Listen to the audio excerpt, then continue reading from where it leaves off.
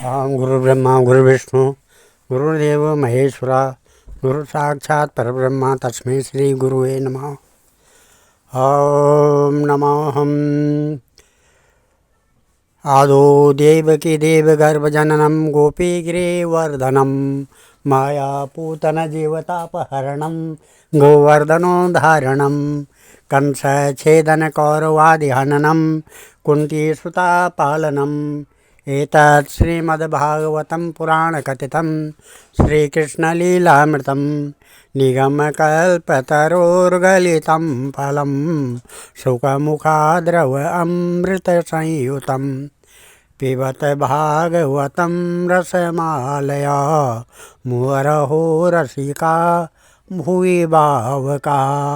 श्रीमन्नारायण नारायण नारायण भजवन्नारायण नारायण नारायण लक्ष्मी नारायण नारायण नारायण बद्री नारायण नारायण नारायण। भगवान श्री कृष्ण नारायण जी के चरण कमलों में नतमस्तक होकर के गुरु श्री वेद व्यास जी, गुरु श्री माधवाश्रम जी, गुरु श्री मैत्रेय जी, गुरु श्री नारद जी और श्री परीक्षित महाराज जी के चरण कमलों में नतमस्तक होकर के हम ये श्रीमद् भागवत महापुराण तृतीय स्कंद के 26वें अध्याय को शुरू करने जा रहे हैं, जिसमें महदादि भिन्न भिन्न तत्वों की उत्पत्ति का वर्णन। कपिल मुनि द्वारा अपने माता को महदादि भिन्न भिन्न तत्वों की उत्पत्ति के बारे में बताना, उसका वर्णन।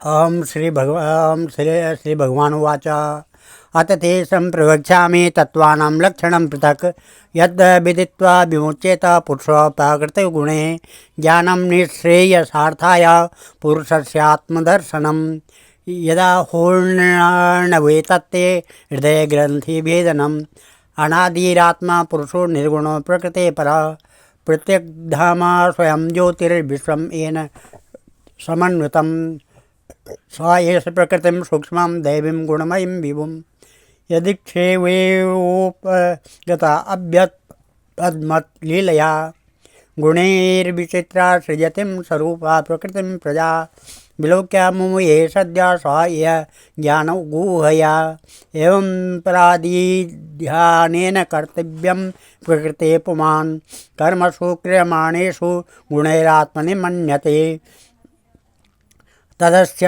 संस्कृतिर्बन्ध पारतन्त्र्यं च तत्कृतं भगवत्या कर्तुरीशस्य साक्षिणो निवृत्तात्मनः कार्यकारणकर्तृत्वे कारणं प्रकृतिं विदु भोक्तृत्वे सुखदुःखानां पुरुषं प्रकृते परम। श्री भगवान कहते हैं, माता जी, अब मैं तुम्हें प्रकृति आदि सब तत्वों के अलग अलग लक्षण बतलाता हूँ। इन्हें जानकर मनुष्य प्रकृति के गुणों से मुक्त हो जाता है।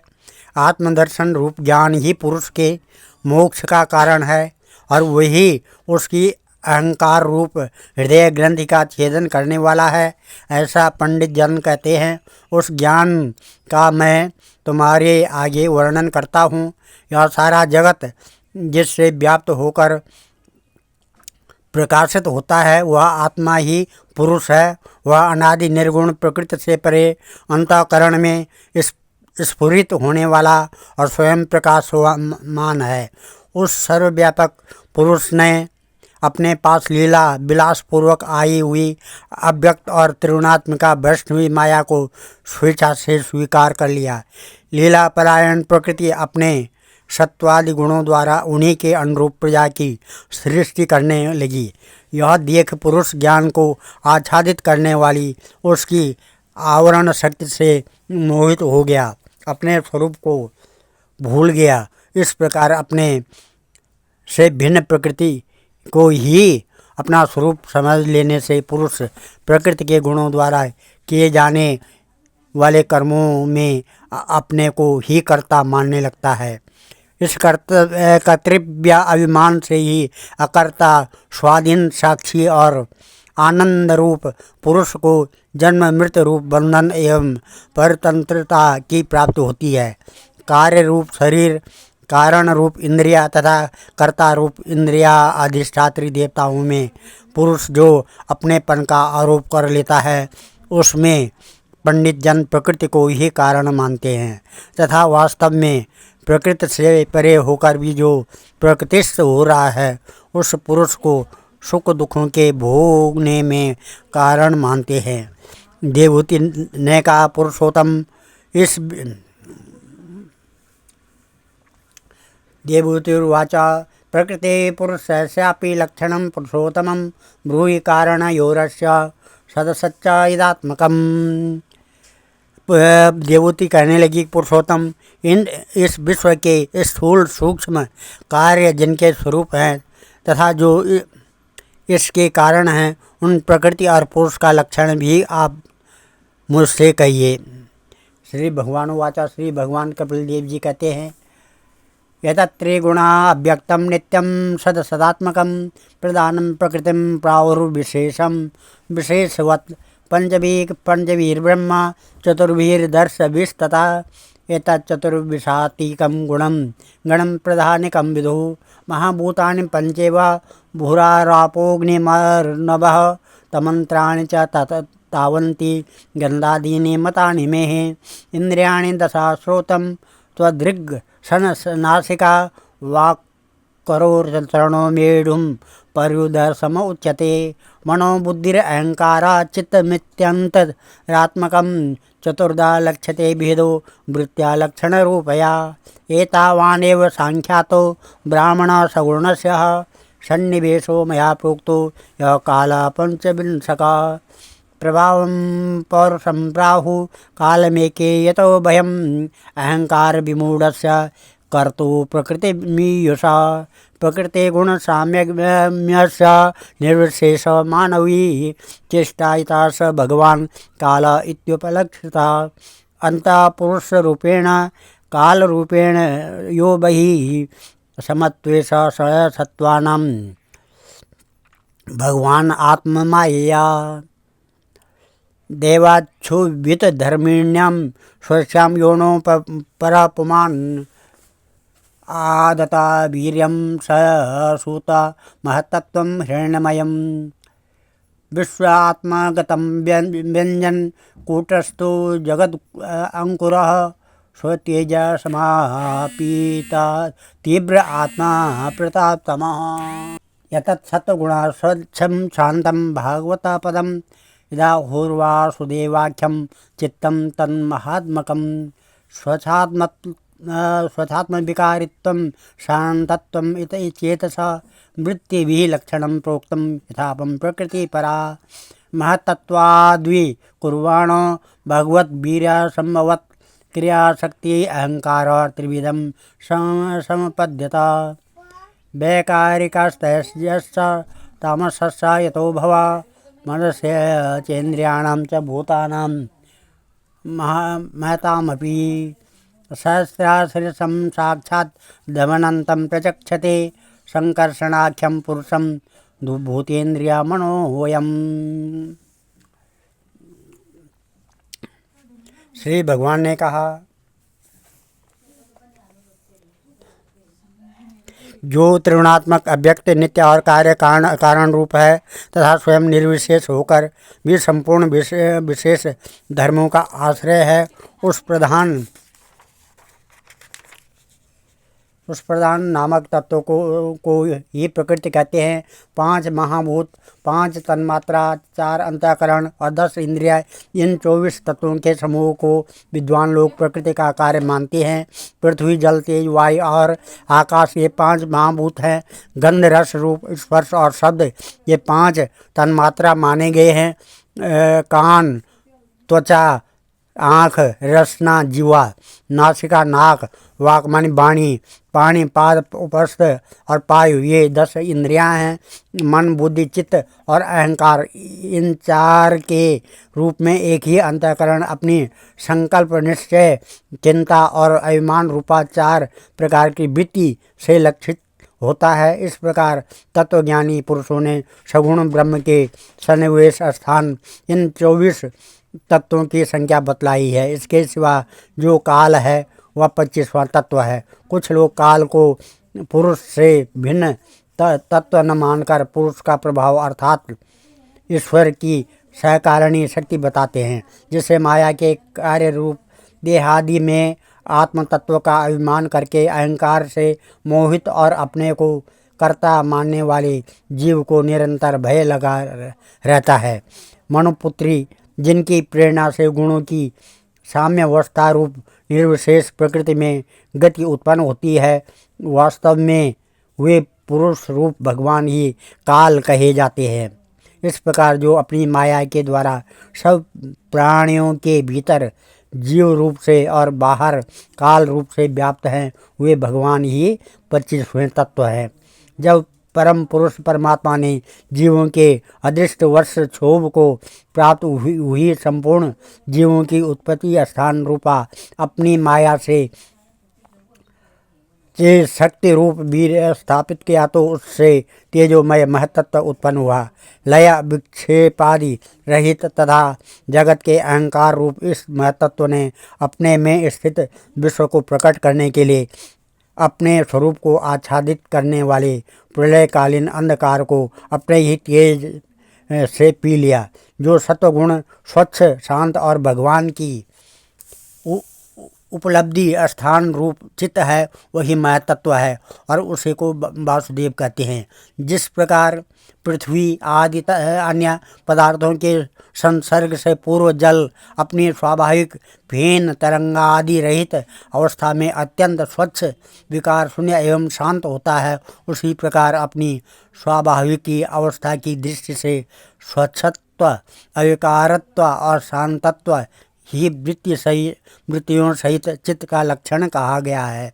तदंतर भगवान की वीर रूप चित्त शक्ति से उत्पन्न हुए महतत्व के विकृत होने पर उससे क्रिया शक्ति प्रधान अहंकार उत्पन्न हुआ।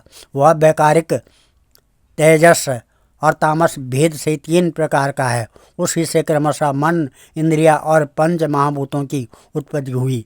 इस भूत इंद्रिया और मन रूप अहंकार को ही पंडित जन साक्षात संकर्षण नामक 1000 सिर वाले अनंत देव कहते हैं। कर्तृत्वं कारणत्वं च कार्यत्वं चेदिलक्षणं शांतघोर विमूढत्वम् इदं वे स्यादहंकृते वैकारिकाद्विकुर्वाणं मनस्तत्त्वं जायते यत् संकल्प विकल्पाभ्यां वर्तते कामसंभवा यद्विहार्दे निरुद्वाख्यं ऋषिकाणाम् अधीश्वरं शारदेन्दीवरश्यामं शराध्यं योगिभीषणे तेजसातो विकुर्वाणाद् बुद्धितत्त्वं भूत्सति द्रव्यस्फुरण विज्ञानम इंद्रियाणम अनुग्रह।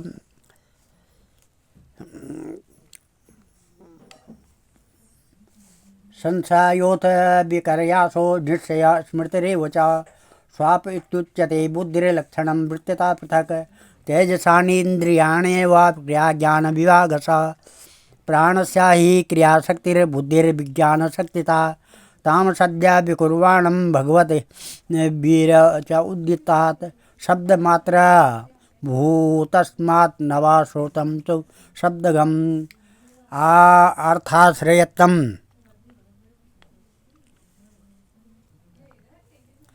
श्रयत्वं शब्दस्य द्रष्टुं लिंगत्वमेव च तन्मात्रत्वं च नवसो लक्षणं कवयो विदु भूतानां छिद्रदातृत्वं बहिरन्तरमेव च प्राणेन्द्रियादि स्नत्वं नवसो वृत्तिलक्षणं नवसा शब्द तन्मात्रा कालगत्या विकुर्वता स्पर्शो भगवत्ततो वायुस्त्वक स्पर्श संग्रह।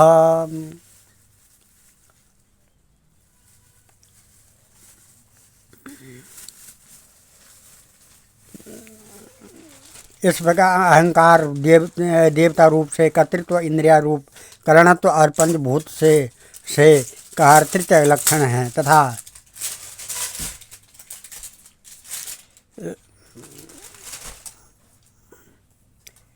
यह महत्व तो ही इंद्रियों के अधिष्ठाता अनिरुद्ध के नाम से प्रसिद्ध है। योगी जन शरतकालीन नील कमल के समान समान श्याम वर्ण वाले इन अनिरुद्ध की धीरे धीरे मन को वशीभूत करके आराधना करते हैं। साध्वी फिर तेजस अहंकार में विकार होने पर उसे बुद्धि तत्व उत्पन्न हुआ। वस्तु का स्मरण रूप विज्ञान और इंद्रियों के व्यापार में सहायक होना, पदार्थों का विशेष ज्ञान करना, ये बुद्धि के कार्य हैं। वृत्तियों के भेद से संशय, विपर्य, विपरीत ज्ञान, निश्चय, स्मृति और निद्रा भी बुद्धि के ही लक्षण हैं। यह बुद्धित्व ही प्रद्युम्न है। इंद्रियां भी तेजस अहंकार ही कार्य है। कर्म और ज्ञान के विभाग से उनके कर्मेंद्रिय और ज्ञानेंद्रिय दो भेद हैं। इनमें कर्म प्राण की शक्ति है और ज्ञान बुद्धि की। भगवान चेतन शक्ति की प्रेरणा से तामस अहंकार के विकृत होने पर उससे शब्द तन्मात्रा का प्रादुर्भाव हुआ। शब्द तन्मात्रा से आकाश तथा शब्द का ज्ञान कराने वाली श्रोत्र इंद्रिया उत्पन्न हुई, कान उत्पन्न हुए। अर्थ का प्रकाशक होना, ऊँट में खड़े हुए वक्ता का भी ज्ञान करा देना और आकाश का सूक्ष्म रूप होना विद्वानों के मत में यही शब्द के लक्षण हैं। भूतों को अवकाश देना, सबके बाहर भीतर वर्तमान रहना तथा प्राण, इंद्रिय और मन का आश्रय होना, ये आकाश के वृत्ति कार्य रूप लक्षण हैं। फिर शब्द तन्मात्रा के कार्य आकाश में काल गति से विकार होने पर स्पर्श मात्र हुआ और उससे वायु तथा स्पर्श का ग्रहण कराने वाली त्वगिंद्रिय त्वचा उत्पन्न हुई। मृदत्वं कठिनत्वं च सत्यम उष्णत्वमेव च इतस्पर्शत्वं स्पर्शत्वं तन्मात्रात्वं नमस्त्वता चालनं व्यूहनं प्राप्तिर्निहर्तित्वं द्रव्यशब्दयोः सर्वेन्द्रियाणाम् आत्मत्वं वायु कर्म विलक्षणं वायोश्च स्पर्श तन्मात्रा रूपं दैवरिताभूत समुत्थितं ततस्तेजं चक्षु रूपोपलब्धनं द्रव्यकर्तृत्वं गुणतं व्यक्तिशस्तामेव च तेजस्वं तेजसा साध्वी रूपमात्रस्य वृत्तया द्योतनं पचनं पानम् अदनं हिममर्दनं तेजसो वृत्तयस्त्वेता शोषणं क्षुत्रेव च रूपमात्राद्विकुर्वाणस्तेजसो देव च उद्दितात् रसमात्रापभूतास्मात् दम्भो जिह्वा रसग्रह कषायो मधुरक्तिश्च कट अम्ल इदं न कदा भौतिकानां विकारेण रस एको विविद्यते क्लेदनं पिण्डनं तृप्ति प्राणानाप्य यनोदनं तापपनोदं भूयस्त्वम् अम्बसो वृत्ति यस्मित्वमा रसमात्राद्विकुर्वाणम् अम्बसो दैव च उद्दितं गन्धमात्रात् भूतस्मात् पृथ्वी घ्राणसुगन्धनं करम्बपूरितसौरभ्या शांतो ग्राम दिवि पृथक द्रव्या वैष्णद्या गन्धम एको विविद्यते भावनं ब्राह्मणं स्थानं धारणं सद्वेषणं सरसत्वागुणेद्भेदं पृथ्वी वृत्तिलक्षणम्। इसके पश्चात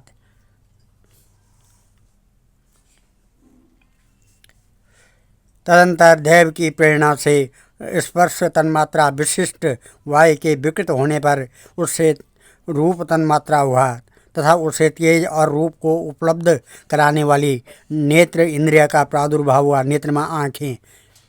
साध्वी वस्तु के आकार का बोध कराना गौण होता है। द्रव्य के अंग रूप से प्रतीत होना, द्रव्य का जैसा आकार, प्रकार और परिमाण आदि हो उसी रूप में उपलक्षित होना तथा तेज का स्वरूप होना, ये सब रूप तन्मात्रा की वृत्तियाँ हैं। चमकना, पकाना, शीत को दूर करना, सुखाना, भूख प्यास पैदा करना और उनकी निवृत्ति के लिए भोजन एवं जलपान कराना, ये तेज की वृत्तियाँ हैं, तेज के लक्षण हैं। फिर दैव की प्रेरणा से रूप तन्मात्रामय तेज के विकृत होने पर उससे रस तन्मात्रा हुआ और उससे जल तथा रस को ग्रहण कराने वाली रसेंद्रिय जिह्वा उत्पन्न हुई। रस अपने शुद्ध स्वरूप में एक ही है, किंतु अन्य भौतिक पदार्थों के संयोग से वह कसैला, मीठा, तीखा, कड़वा, खट्टा और नमकीन आदि कई प्रकार का हो जाता है। गीला करना, मिट्टी आदि को पिंडाकार बना देना, तृप्ति करना, जीवित रखना, प्यास बुझाना, पदार्थों का मृदु मीठा कर देना, ताप की निवृत्ति करना और कूप आदि में से निकाल लिए जाने पर भी वहाँ बार बार पुनः प्रकट हो जाना, ये जल के लक्षण हैं। इसके पश्चात देव प्रेरित रस स्वरूप जल के विकृत होने पर उससे गंध तन्मात्रा हुआ और उससे पृथ्वी तथा गंध को ग्रहण करने वाली घ्राणेन्द्रिय प्रकट हुई। गंध एक ही है, तथापि परस्पर मिले हुए द्रव्य भागों की न्यूनता, अधिकता व मिश्रता गंध, दुर्गंध, सुगंध, मृदु, तीव्र है। ब्रह्मादि रूप से ब्रह्मा की साकार भावना को आश्रय होना, जल आदि कारण तत्वों से भिन्न किसी दूसरे आश्रय की अपेक्षा किए बिना ही स्थित रहना, जल आदि अन्य पदार्थों को धारण करना, आकाश आदि का अवच्छेदक होना, घटाकाश, मठाकाश और भेदों को सिद्ध करना तथा परिणाम विशेष से संपूर्ण प्राणियों के स्थित्व, पुरुषत्व आदि गुणों को प्रकट करना, ये पृथ्वी के कार्य रूप लक्षण हैं। नवो गुण विषयार्थो यस्य तत्श्रोत्र उच्यते, वायुर्गुण विषयार्थो यस्य तत् स्पर्शनं विदुः, तेजो गुण विषयार्थो यस्य तच्चक्षुरुच्यते, अम्बो गुण विशेषार्थो यस्य तद्रसनं विदुः, भूमेर्गुण विषयार्थो यस्य सघ्राण उच्यते, परस्य दृश्यते धर्मो या परस्पन्न समन्वयात्, अतो विशेषो भावानां भूमा वेपोपलक्ष्यते, एतन्या सहिता यदा महदादीनि सप्त हुए, काल कर्मण गुणोपेता जगदादि रूपा विशत, ततस्तेनानुविद्येभ्यो युक्तेभ्यो अन्नमचेतसम् उत्थितं पुरुषो यस्माद् यदतिष्ठदसो विराट। एतद्दण्डं विशेषाख्यं क्रमवृद्धेरसोत्तरे, तो दिवि परिवृत्तं प्रदानेनावृते बहिः, यत्र लोकाभितानोऽयं रूपं भगवतो हरे, हिरण्यमादण्डको सा उत्थाय शल्ये स्यात्, तमाविश्य महादेवो बहुधा निर्विभेदकं, निराविद्या तस्य प्रथमं मुखं वाणी, ततो भवत् बाणं बहिरथो नासे प्राणथो घ्राण एतयो, घ्राणद्वायोर्व्यदेतामम् अक्षिणे चक्रेतयो, तस्मात् सूर्यो व्यदिध्येतं कर्णो श्रोतं ततो दिशा निर्विभेदं, विराजस्त्वं भ्रूमसस्वादयस्व तत ओखदयासस्वान् शिष्णा निर्विभेद ततः, रेतस्तस्मादपा आसन् निर्विद्यत वे गुदं, गुदादापानो अपानद्य मृत्युलोका भयंकर, हस्तौ च निराविधेतं बलं ताव्यं तथा सुराट, पादौ च निरविधेतं गतिस्ताव्यं ततो हरि, नाड्यो अस्य निरविद्यन्तं ताव्यो लोहितमावृतं, नरस्तथा समाद वद उदरं निरविद्यत, क्षुत्पिपासे तथा स्यातं समुद्रस्त्वेतयोर्भूत, अथास्य हृदयं भिन्नं हृदयात्मानम् उत्थितं, मनश्चन्द्रमा जातो बुद्धिर्गिरापति, अहंकारस्थो रुद्रचित्तं तस्ततो ततो भवत। एते आकाश का विशेष गुण शब्द जिसका विषय है वह श्रोत्रेंद्रिय है, वायु का विषय गुण स्पर्श जिसका विषय है वह त्वगिंद्रिय है। तेज का विषय गुण रूप जिसका विषय है वो नेत्रेंद्रिय है। जल का विशेष गुण रस जिसका विषय है वह रसेंद्रिय है। और पृथ्वी का विषय गुण जिसका विषय है उसे घ्राणेन्द्रिय कहते हैं। वायु आदि कार्य तत्वों में आकाश आदि कारण तत्वों के रहने से उनके गुण भी अनुगत देखे जाते हैं। इसलिए समस्त महाभूतों के गुण शब्द स्पर्श रूप रस और गंध केवल पृथ्वी में ही पाए जाते हैं।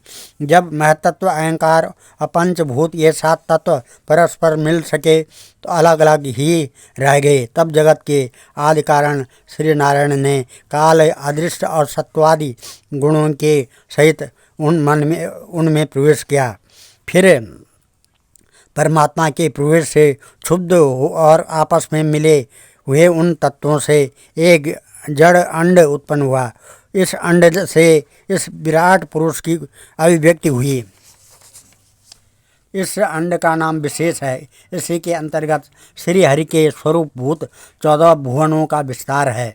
यह चारों ओर से क्रमशः एक दूसरे से 10 गुने जल अग्नि वायु आकाश अहंकार और महतत्व इन 6 आवरणों से घिरा हुआ है। इन सब के बाहर 7वां आवरण प्रकृति का है। कारणमय जल में स्थित उस तेजोमय अंड से उठकर उस विराट पुरुष ने पुनः उसमें प्रवेश किया और फिर उसमें कई प्रकार से छिद्र किए। सबसे पहले उसमें मुख प्रकट हुआ, उसमें वाणी इंद्रिय और उसके अनंतर वाक मानी वाणी अधिष्ठाता अग्नि उत्पन्न हुआ। फिर नाक से छिद्र नथुने प्रकट हुए, उनसे प्राण सहित घ्राणेन्द्रिय उत्पन्न हुई। घ्राण के बाद उसका अधिष्ठाता वायु उत्पन्न हुआ। तत्पश्चात नेत्र गोलक प्रकट हुए, उनसे आँख इंद्रिय प्रकट हुई और उसके अनंतर उसका अधिष्ठाता सूर्य उत्पन्न हुआ।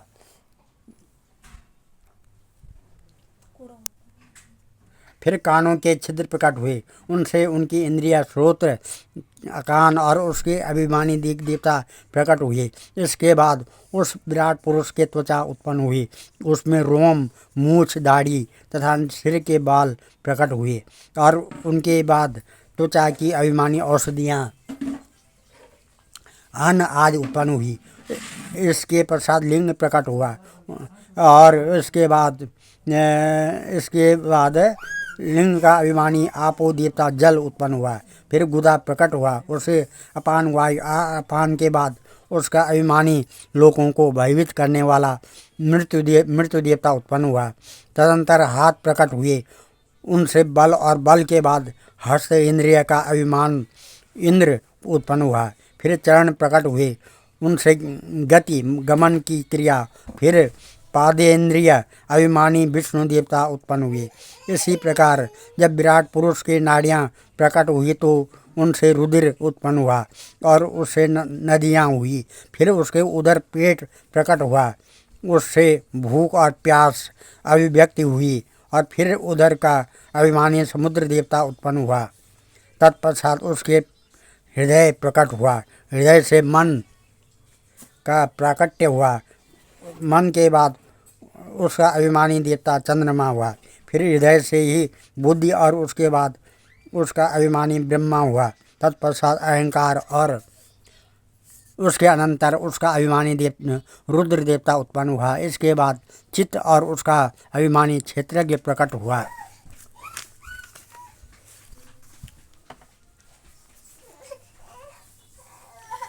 जब ये क्षेत्रज्ञ के अतिरिक्त सारे देवता उत्पन्न होकर भी विराट पुरुष को उठाने में असमर्थ रहे तो उसे उठाने के लिए क्रमशः फिर अपने अपने उत्पत्ति स्थानों में प्रविष्ट होने लगे।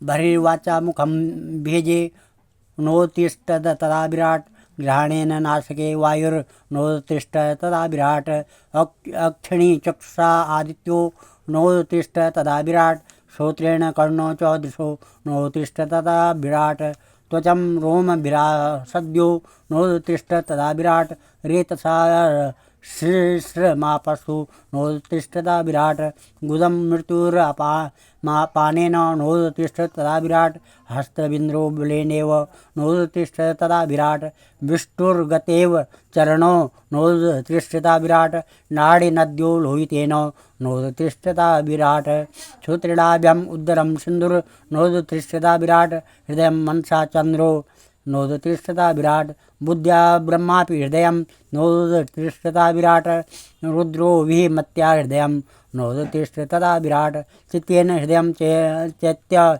क्षेत्रज्ञ प्रविशददा विराट तदेव पुरुष श्रीला उदरतिष्ठता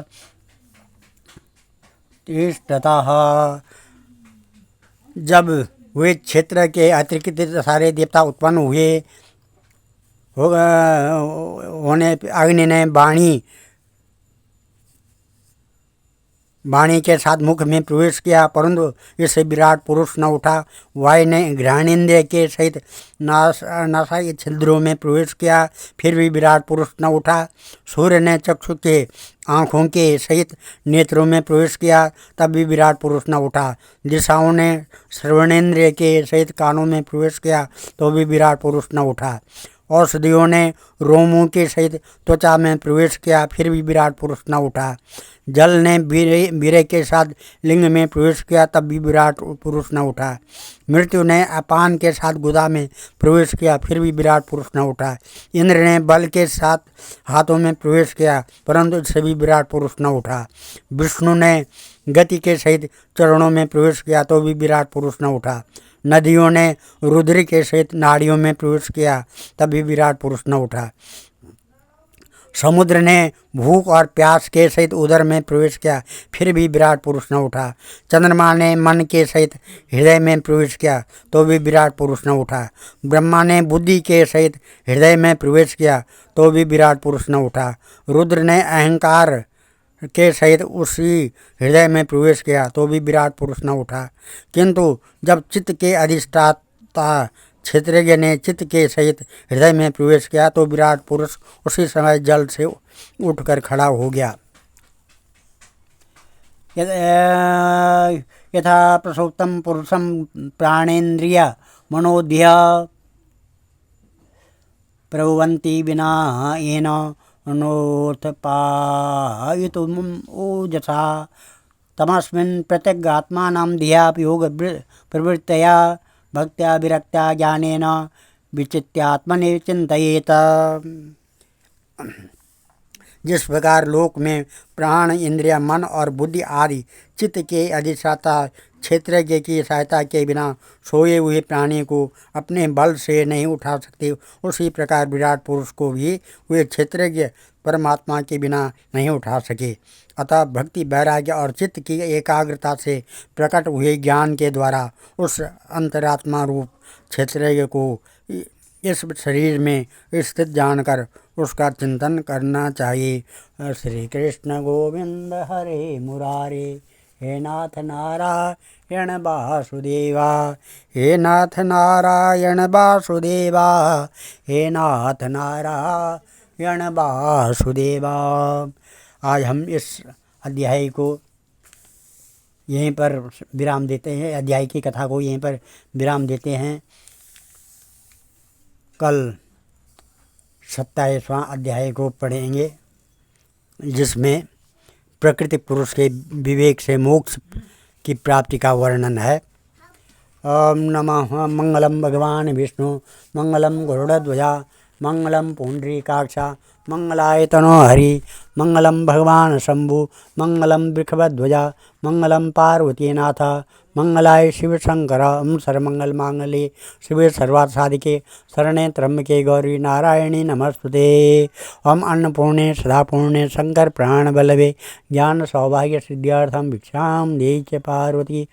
ओम देयं सदा परिभवग्नमभीष्टदोहं तीर्थात्पदं शिवभिरञ्जनुतं शरणं भृत्यातिहं प्रणतपालभवाब्धिपोतं वन्दे महापुरुषते चरणारविन्दम्।